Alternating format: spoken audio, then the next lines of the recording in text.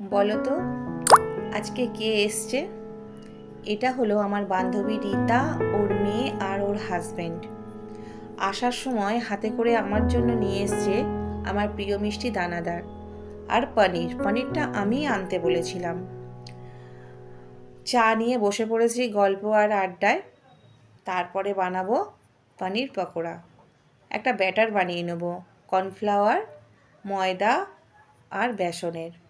তার সাথে কিছু মশলা দিয়ে ব্যাটারটা বানিয়ে নিলাম। পনিরগুলো পিস পিস করে কেটে ব্যাটারে দিয়ে ভালো করে ভেজে নিয়ে শেজওয়ানের রেড চিলি সস আর টমেটো সস দিয়ে দিলাম আর বসে গেলাম আবার কিছুক্ষণ আড্ডায়। যখন সময় খারাপ থাকে না, প্রত্যেকটা মানুষের কিছু না কিছু সাপোর্টারের প্রয়োজন হয়। আমার এই বান্ধবী হচ্ছে আমার সেই সাপোর্টার। রাত্রে ডিনারে ছিল চাউমিন। ডিনারে অন্য কিছু করার কথা, কিন্তু ওরা আমাকে কিছুই করতে দিচ্ছে না, তো আমি জোর করেই চাউমিনটা বানিয়েছিলাম। ডিনার সেরে ওরা চলে যাচ্ছে বাড়িতে, আমি ওদের টাটা করবো বলে বাইরে চলে আসলাম।